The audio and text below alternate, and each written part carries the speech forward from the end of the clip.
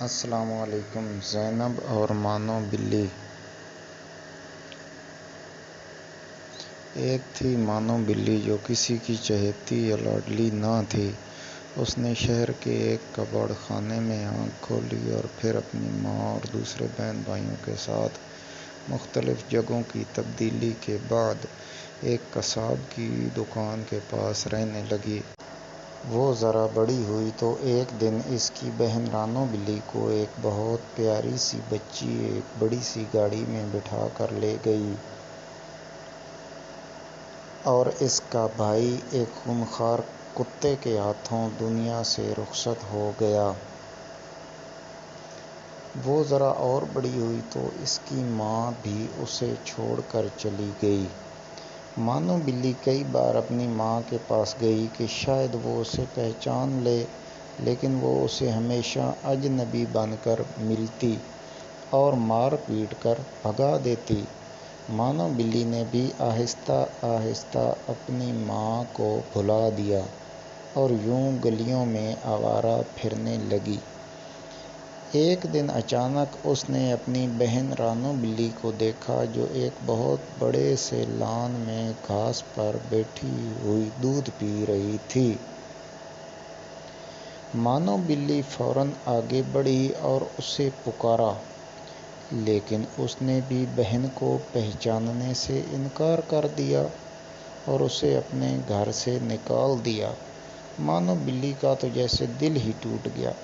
وہ باہر نکلی تو ایک شریر بچے نے اسے نشانہ لے کر ایک پتھر دے مارا۔ پتھر اس کی ٹانگ پر لگا اور وہ لنگڑا کر گر پڑی۔ بچے کے ساتھی اس کے سنہری کارنامے پر کہکے لگانے لگے۔ مانو بلی بڑی مشکل سے اٹھی اور اپنی زخمی ٹانگ کے ساتھ بھاگ کھڑی ہوئی کہ کہیں باقی بچے بھی پتھر لے کر اس کے اوپر اپنا نشانہ نہ کسنے لگیں۔ اسے انسانوں پر غصہ آنے لگا کہ وہ کس دیدہ دلیری سے ہم جیسے معصوم جانوروں پر ظلم کرتے ہیں اور انہیں کوئی کچھ بھی نہیں کہتا۔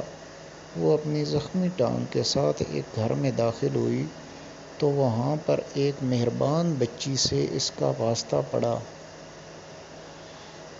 جس کا نام زینب تھا۔ زینب کو اس کی حالت پر بہت ترس آیا۔ کچھ دیر بعد وہ اس کے لیے ایک پیالے میں دودھ لے آئی۔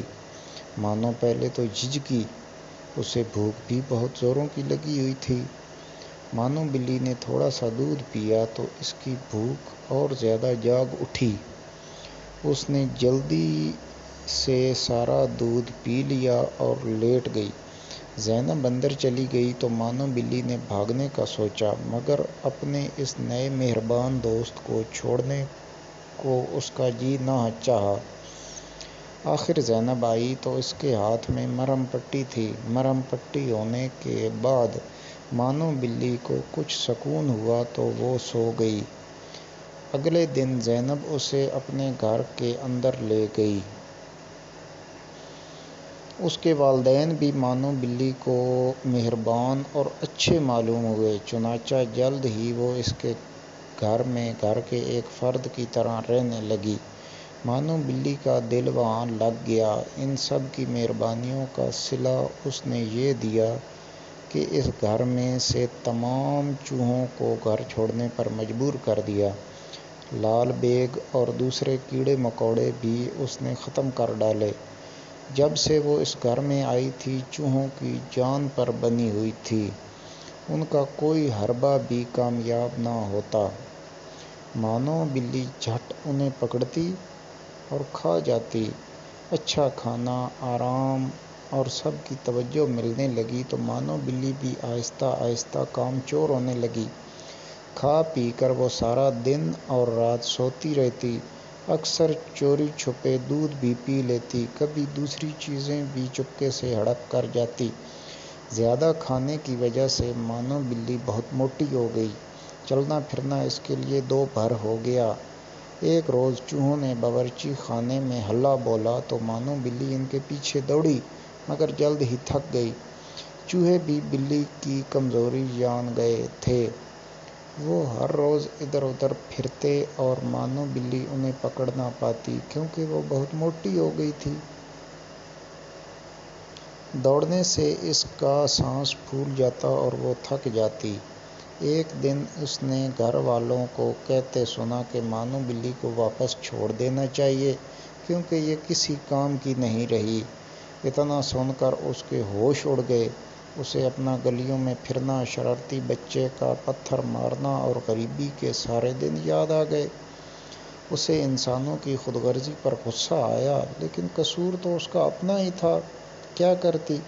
چنانچہ اگلے دن سے اس نے زیادہ کھانا پینا چھوڑ دیا اور باقاعدگی سے روزانہ بھاگنا، ورزش کرنا شروع کر دی۔ سستی اور کاہلی کو چھوڑ کر اپنا کام کرنا شروع کر دیا اور پھر جلد ہی وہ دوبارہ چوہوں کے لیے خطرے کا نشان بن گئی اور گھر والوں کی آنکھ کا تارا بھی بن گئی۔ پیارے بچوں، آپ بھی سستی چھوڑیں، دل لگا کر پڑھیں اور اپنے ماں باپ کی آنکھ کا تارا بنیں۔ اگر آپ کو یہ کہانی اچھی لگی ہے تو اس ویڈیو کو لائک کر دیں۔ اگر آپ اس طرح کی مزید دلچسپ اور مزیدار کہانیاں سننا چاہتے ہیں تو ہمارے اس چینل کو بھی سبسکرائب کر دیں۔ کامنٹ باکس میں اپنی رائے کا اظہار ضرور کیجیے گا۔ شکریہ۔ درود شریف۔